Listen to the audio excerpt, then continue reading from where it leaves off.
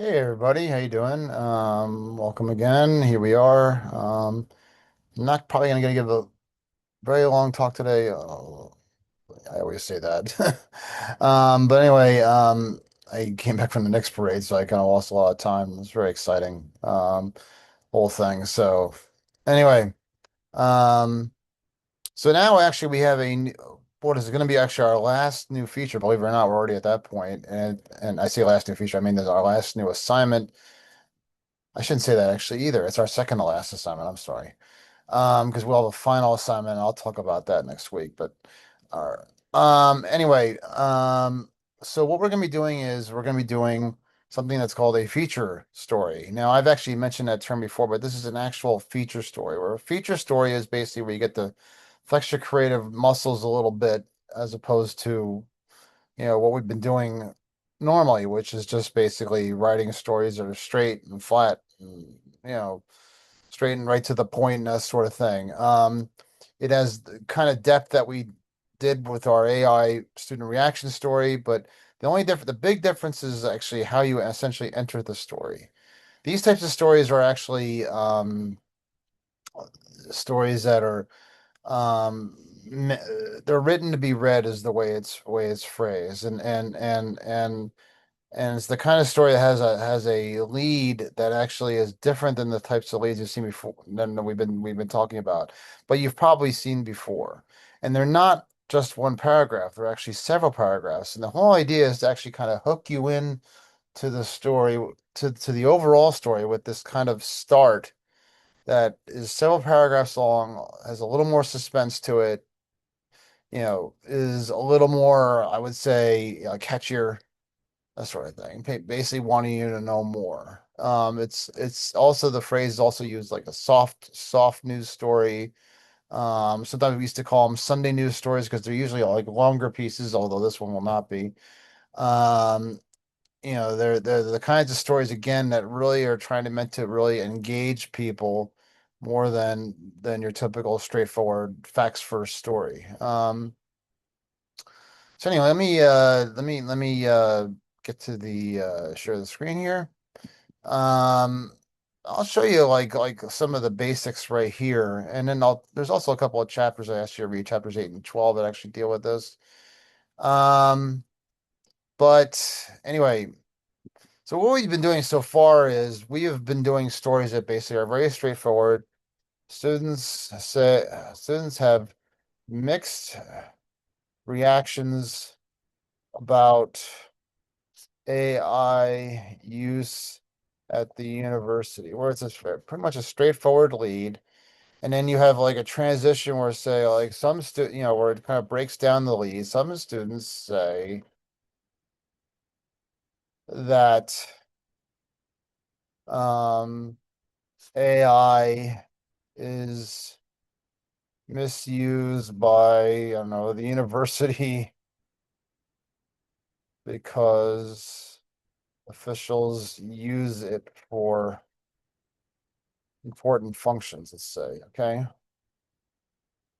So there's some depth to this story.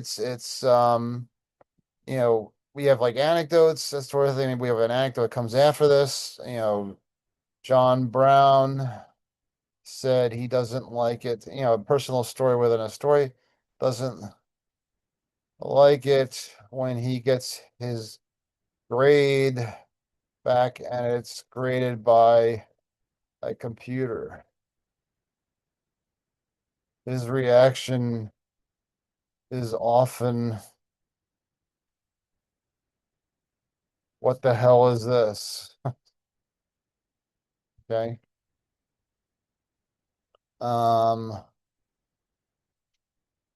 I want to learn something from somebody's mouth, not an algorithm. Let's see if I can spell this right. Algorithm? Is that how you do it? There we go. So we have our typical like straight lead, since a mixed reaction about university, with maybe we add a little more with some saying it's overused and others saying it's helpful. Okay. Very straightforward, right to the point. Let the reader know exactly what they want. But sometimes the reader wants to be like a little bit more engaged. Okay. Sometimes they want to actually, you know, maybe like actually kind of be like hooked into the story. I mean, really like they're in a mood, they have time. And this is really like kind of story where actually it's read by people who have time. It's the kind of, that's why I say it's a Sunday news story. That's like an old-fashioned term because the feature stories were typically ran on Sunday in Sunday papers back when they came out as like what they call dead tree editions, the paper editions, not the digital editions. And they were usually, and they still do this to a certain extent, but they were loaded with ads, so they were big newspapers, and they needed a lot of stories to fill, long stories to fill. So they would write these stories that were like more than just these straightforward stories, that they actually were written to be read because people were off typically on Sundays, not anymore, and they had the time to read them, and they would have time to read the whole paper, and they had time to be engaged. And they're written probably the closest thing to a book or a mystery novel in a way. It's almost like a mystery novel in reverse, where you basically are like have some sort of top that gives you some a little bit of mystery and then gives you some big reveal. Okay. Now the one of the basic changes here is so you have this straightforward lead that's right here. What you do is we take this anecdote right here. Okay. And what happens is it actually I've been telling you guys to actually write stories are basically where you have to let people know what the story is about at the lead. Actually, these stories, and they're not like done as much as often as they used to be, but they're done to try to balance out the reader. And what I did there was actually I took the anecdote and the quote that was down lower in the story, and I moved it to the top. So what we now have is a story that actually starts with a little bit of mystery. So again, this is a story that's not for the person who's going to read quickly like they read Twitter or X, whatever it's called now, or social media, but they're going to be actually sit down and have actually say, you know what, I'm going to sit down and read something for the next like half hour or something like that. Instead of reading a book, they want to read a story that actually like engages them and actually kind of brings them along slowly in a suspenseful way. And it's all about the start. So what we do is we bring in a little, instead of having the straightforward lead at the start, we have a little bit of mystery at the start. This is how a feature story works. It's a feature story. It's a softer story. It's a story that's written to be read. It's supposed to be more engaging. And actually, description becomes more of a thing too. When you actually write the story, you actually want to get like more description, maybe like instead of just writing about somebody who, you know, gets his grade back or something like that, maybe like maybe you write like where he is, I mean you gave appeal people, it's a more of a story that gives you a little bit of more of a feeling about it being there when he sits on his desk, checks his inbox, and gets his grade back. Maybe there's a little bit more drama in the way it's written. So this is actually how we're starting the story. Imagine that. Look at this, John Brown. Who the hell is John? Remember, I've been telling you guys not to write for names and leads. Well, in these types of stories, you can, because what you're doing is you're trying to focus on one person's personal anecdote. It's called an anecdotal lead. And what you're doing is you're bringing people along with a little bit of mystery. John Brown. Who's John Brown? We don't know that, but we're going to find out. Is John Brown going to be killed? Is John Brown going to be hurt? That's the whole idea, is to kind of get these kind of ideas, people actually imagining things in their mind, maybe not that desperate or dark, but John Brown said he doesn't like when he sits at his desk, sits at his desk, checks his inbox and gets his grade back. It's graded by a computer. Then maybe we have a second graph. His reaction is often, "What the hell is this?" And then it has like, "I want to learn something from somebody's knob, not an algorithm." So it's actually almost like you take like an anecdote that would be maybe normally in the middle of the story and you put it at the top. And it's actually kind of clever the way it's written. It's like something that kind of makes you feel like you're being there. And it adds a little mystery. And again, the whole big difference is time. It's not something that somebody's going to read fast because they read it. Somebody who's going to be a fast reader, wants their news fast, can be frustrated by this. But somebody who wants to actually like be engaged, has the time to sit down and read something, maybe want to be like kind of get a little bit energized and juiced by like what's being written or something like that. This is for them. Okay. And then what happens is after you have that algorithm, sorry, after you have that, sorry, after you have that anecdote at the top of the story, then you have what is called a delayed lead. Um, Such as what's it, Brown? Such as Brown. And sometimes you have to blend it together with the previous anecdote. And it's actually the anecdotal, sorry, it's actually called a nut graph. So this is the nut graph right here. Okay. So this whole thing is actually the lead. Only this is actually known, the lead is actually broken down into several paragraphs as opposed to one. First, you have a tease. You might have seen this on TV. I'll say sometimes they do this on TV. They'll say like what you're about to hear about a restaurant may hurt you or something like that. And they give you some sort of like very vague kind of thing that's actually supposed to kind of tease you into something that's going to be brought up as news. What you may be eating at a local restaurant may kill you or something. Then you have like another tease, and then this quote is like a tease, okay? And then you have a nut graph.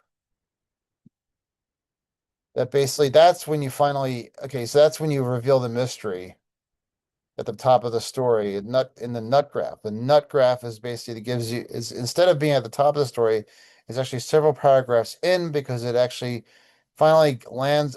Eventually, the reader is going to, even when the reader wants to be engaged, wants to know what the hell the story is about. So this is the big reveal. Students such as Brown have mixed reactions about AI use at the university with some, or maybe you don't say students. He doesn't really have mixed reactions, but students have mixed reactions, blah, blah, blah. The university with some saying it's with some like Brown or such as Brown. Oops.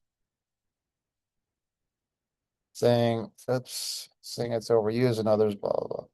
And then what you do is you can return back into the structure that we've been normally been using with a transition. Okay. Um, Maybe we mentioned Brown's name. Some students like Brown would rather have a personal touch than AI. And then then you go back, then you have an anecdote with another person. Um, Julie Brunson, we use Jalen Brunson's last name.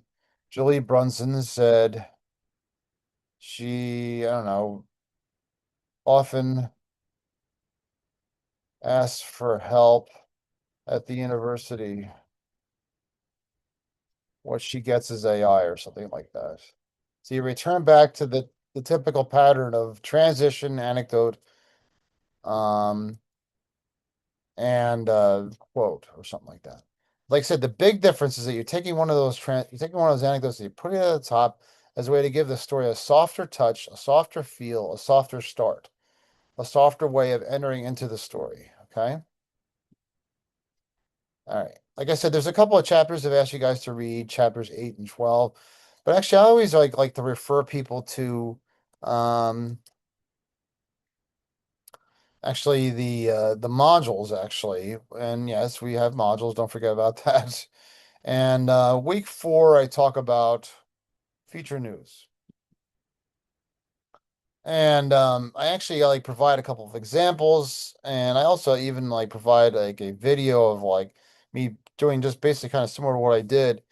And that is essentially like taking like quotes from a discussion point and turning it into a news story. Okay.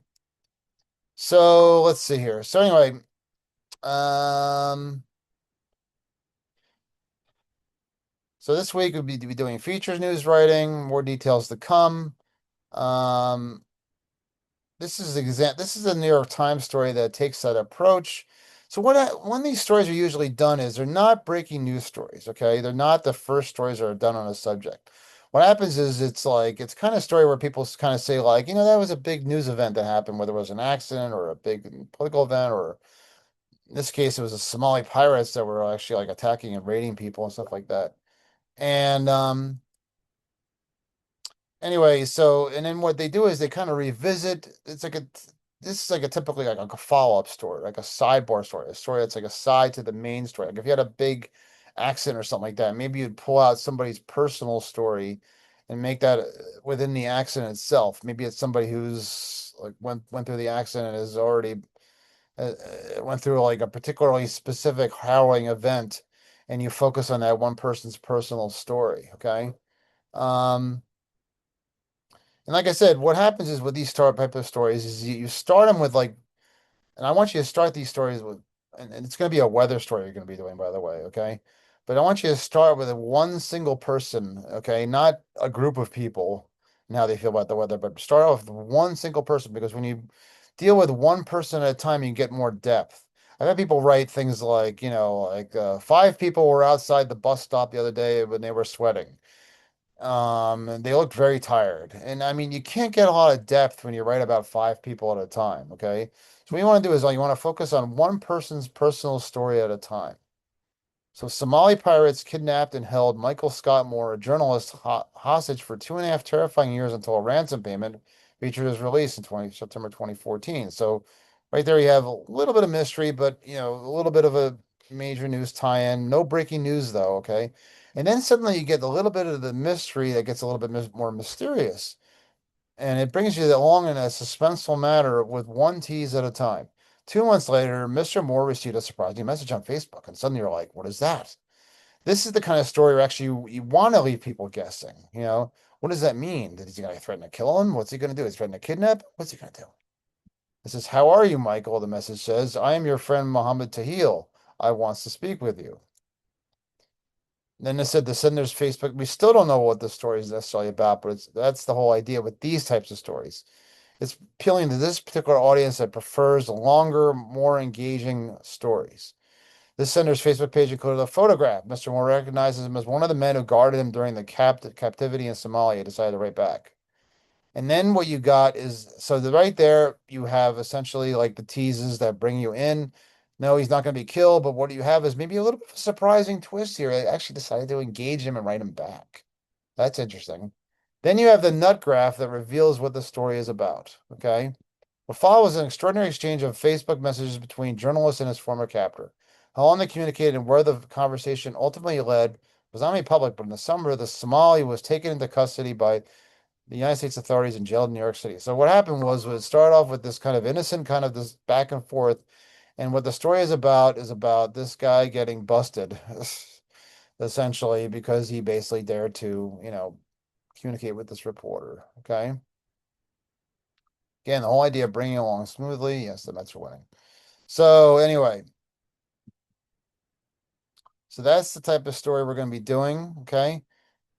Writing feature stories, I provide like I feel like there's older textbooks that provide better instruction in terms of like how these types of stories are written, that sort of thing. So here we have writing feature stories. Differentiating feature stories from news stories is misleading. To actually have a great deal in common. Difference is emphasis. The styles that are commonly used for feature stories assume that the reader has more time to read. They still require a central theme. The writer must be able to summarize the point of the story, but the writing may require that the reader go further to fully understand the point of the story. Okay? Just basically kind of echoing what I just told you. Okay. It is like a little bit more relaxed story because as I showed you before, instead of just saying like, John Brown basically doesn't like AI. It just basically said, John Brown's sitting at his desk and he's toiling through his inbox, and you're kind of getting a little bit more into description, a little bit like slower into the describing the point, but you're giving people more of a descriptive feel like they're there. Okay. This provides a little bit of like the structure comparison. This is the typical news story that we write. A traditional news lead gives as much as a who, what, where, why possible. Then there essentially is a body. There's like no ending really, but gives additional details. Summarize the significant action. The who, the what, the where, the why. Okay. But with the feature story, this is also called a narrative lead. It's also an anecdotal lead. So it gives that anecdote is essentially is a narrative. It's a telling a little story within the story. Describe a dramatic point of the story. Create a narrative suspense with foreshadowing. Then you got the nut graph, which basically gives the theme of the story. And then you go back to the body, which does more of the same thing that we described before. Okay. I mean, here's like some different examples of it that I provide here. that are not identical or exactly like what I've been describing, but they're pretty close. Okay. And I know this one's a little bit, this isn't focusing on one person at a time, but it's a different kind of story that we're going to be doing. But it's the kind of thing that actually creates a little suspense. Okay. They carried knapsacks and bags. I'm sorry, the tote loot. They had a screwdriver to pry open doors and went. We have no idea what's going on right there, but that's the whole idea. Then the next part, they use latex gloves. And then suddenly the bang, and it comes in a nut graph. They acted like professional criminals, but officials said that they were teenage burglars, coached and directed by a Palm Harbor woman whose son and daughter were part of her gang. Okay. All right. So yeah, so there's more of that in here. I provide in terms of like an anecdotal lead. It's actually in the I'm sorry, in the in that thing on the module that's on week 4, okay? One minute I'm asking you guys actually. Now in the past, what I've done is I've had people kind of randomly do this story and basically just interview folks. But again, I've had problems with people using AI and things like that. So I have now actually, just like I did with the other story, I'm going to ask you guys to actually contribute to the discussion point. And actually, and I have to be honest with you guys, I haven't actually edited it yet. So let me do that right now. Sorry about this. How do you feel about the weather? Please provide an opinion and an anecdote on how the current weather is affecting you. Is it too hot? Is it not hot enough? Is it affecting your studies? I'll make this live. I meant taping this again on Thursday night, so I'll make this live tomorrow. Okay, which means I'm gonna put like a make this available and put this like in a forward time. Don't worry, this will be available tomorrow, so don't be weirded out by me making it live at at June 20th and the 25th. Okay, I'm gonna change that. Okay. So yeah, that'll be the discussion point. I'll be posted live tomorrow. Okay. How do you feel about the weather? Okay. And then what I'll do is I'll actually unpin this, unpin, and then I will pin this other one. Again, that will be live tomorrow. And again, you 20 of you, all 20 of you, I got 20, I think all 20 of you actually contributed to the other one, so that's great. That's great for class participation. I appreciate it, but I expect really the same amount for this one because again, you're going to need a week. You're gonna have actually, you're gonna need a week, and you're gonna have to really kind of come out, like really kind of come out like a cannon, and basically try to provide those anecdotes and opinions and everything that I've been looking for this story. Okay. Um. Anyway, back to the sexual assignment. Okay, so here we go. Again. Um, and again, this is actually, I haven't posted these yet. Also, the rewrite of the Megalomania assignment is due a week from today, meaning Friday. That'll be June 26th. Some of you have actually written to me and said, like, I still haven't heard from Bill, and I've helped you out in that sort of thing a little bit, but you know, look, you got Friday, okay? So give it a shot on Friday, okay? So I mean, some of you have written me, some of you actually have shown me what you've written so far. You've done a good job, so let's like, keep on that. That was the whole. That's why I gave you guys longer period of time to work on that. Okay. Bill does work and has a life, so that's what happens. So, okay. So for this story, you will write a 500 to 800 word story. It require you to flex your creative muscles. You're required to use an anecdotal lead with a nut graph. These leads describe action in narrative form.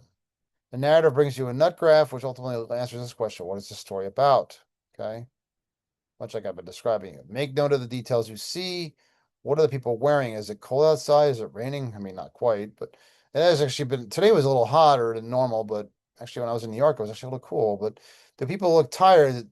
try to be funny, even. I mean, show a little irony, a little quippy, like some of the stuff, like maybe something like this. Walter Scrubb wore sandals as he rode the bus. Again, this is very kind of vague and mysterious. On Tuesday it was cold, but Scrubb was still wearing sandals. Then the next paragraph, why? I'm still wearing the cold. I'm still protesting the cold, he said.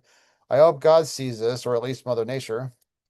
Then get to the nut graph explains the story of Baz. See, I described the action without stating an opinion or reporting disputable information without, and then, without having to attribute to a source, just basically describing the action. Okay. So please use the discussion points to express your feelings about the weather. Use the opinions from the discussion point, other than those yourself, of course. Don't quote yourself, please. And write a story about the weather and how it's impacting people. Write a 500 800 word story about it. Address how people feel about the weather and how they're adjusting. Describe the warmer weather and how it feels.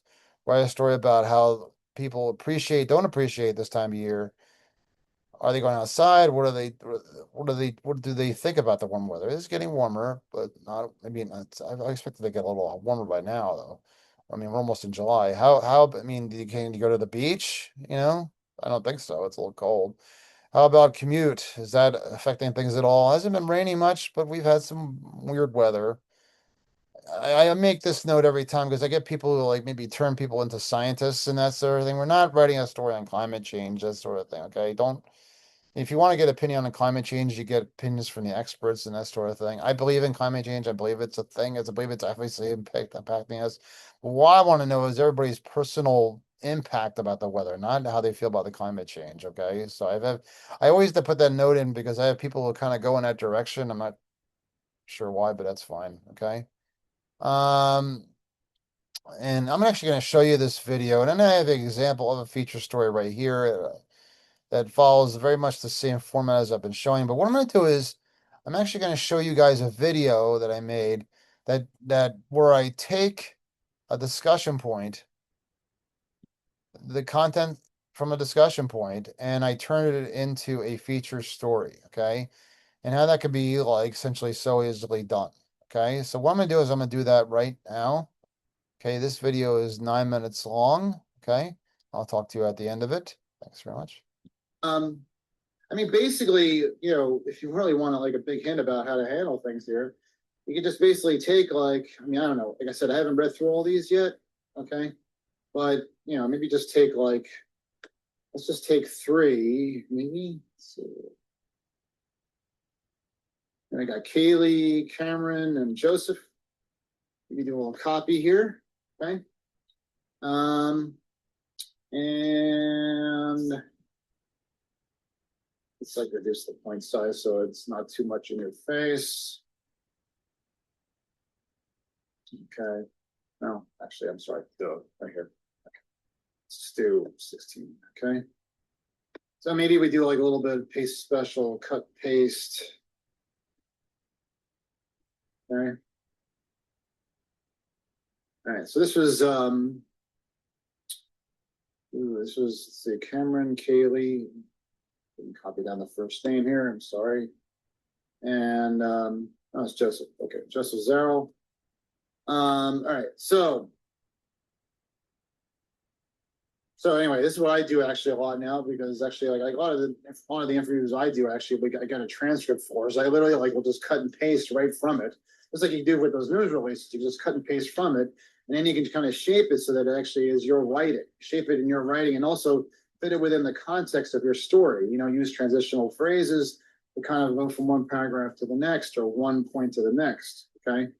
All right. So we can do something like this. Joseph Zarrell, Joe, I forget what year you're in, but just say like maybe a Rutgers. Said the weather as of late has been pretty ridiculous. Some days he's waking up to 60 to 70 degree weather and wearing shorts and t-shirt. The next day, again, well, I'm actually paraphrasing here because I can actually cut what he's saying without getting too wordy, and make it easier to read. Okay, and people tend to read paraphrasing and storytelling and narrative more than they read the quotes. Okay. weather is so interesting, especially not because of how random it is. One day it could be beautiful, next day it could just be disgusting and muggy out. She sounds like a pretty good quote. Okay? So that's probably like one anecdote and one quote right there. Okay. All right. Then we got Cameron. Hope I spell your name right. Well, it's right there. Let's see here.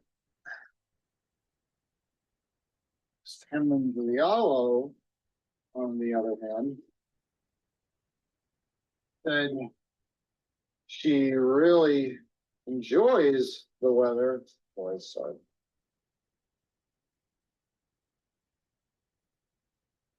You do like a you can do like a partial quote.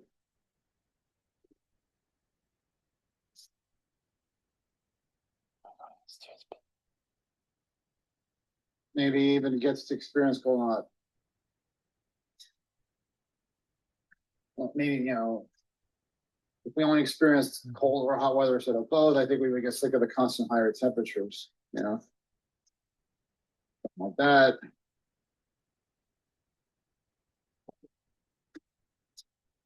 Okay. You got Kaylee Warden down here. Kaylee, I'm sorry if I forgot how to spell your name. I know it's just in front of me. Kaylee Warden said she has been has been loving the weather this past week. As Rutgers is experiencing, has been this.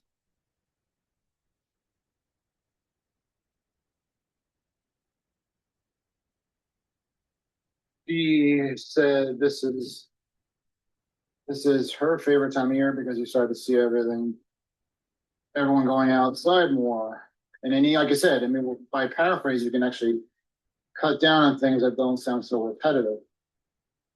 The changing weather, she has been going out in the sun to do more work or simply bask in the sun. However, I know that the temperature will be going back down soon, and that is concerning because of global warming. You just do that.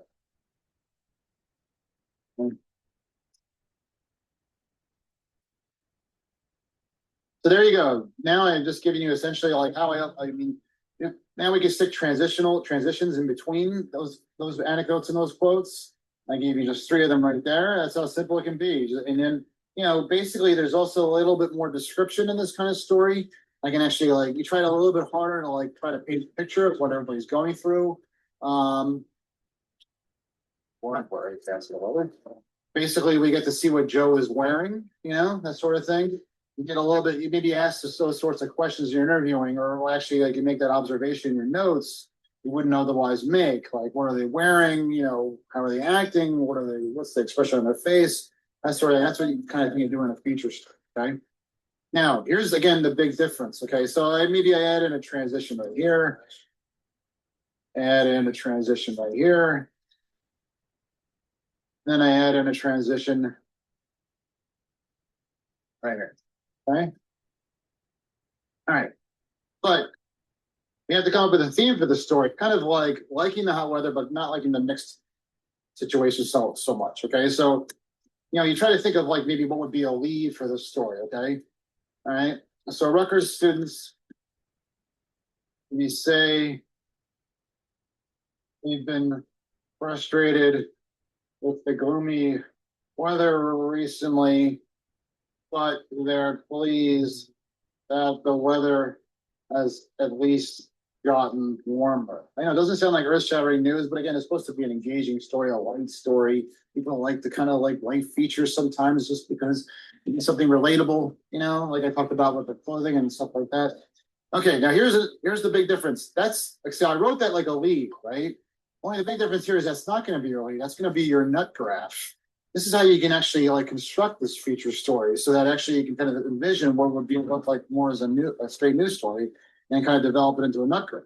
What you're going to do is you're going to take one of these anecdotes, maybe from here, okay, and I would take maybe Kaylee's actually. That seemed to kind of echo the whole sentiment I just expressed there.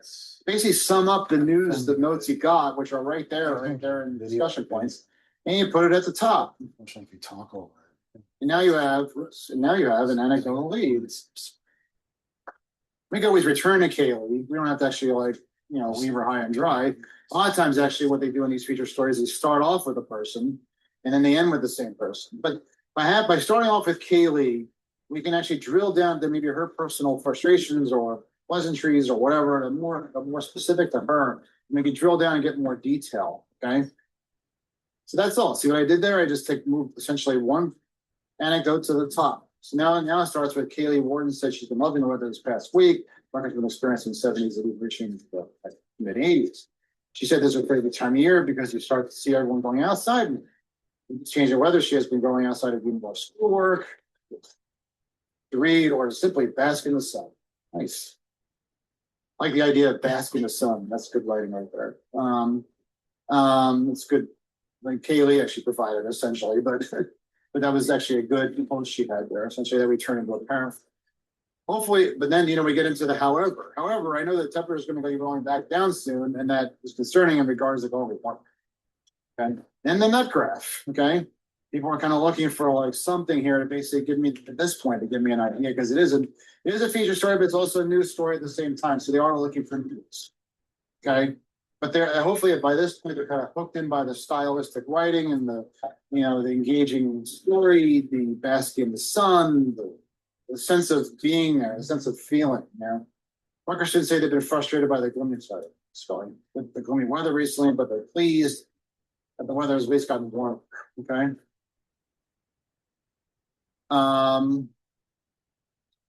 Maybe like some students say it's nice to have a consistent idea of what they're wearing. It's kind of what Joe got into. You know. Let's see, blah, blah, blah, blah. Or you could say like, or even like it's frustrating not knowing what to wear or whatever. Right? That's it. All right. Okay, now, oh, hey everybody, I'm back. And so let me just get back to me stop the share here. Yes, I did move around a bit. So anyway, so that's it. So you have a new assignment. It's a feature story, and of course the rewrite of the the Megalomania assignment. Okay, but make sure you get those the initial Megalomania assignment in on Friday, meaning today. Okay, thanks very much, everybody, and I'll be talking to you.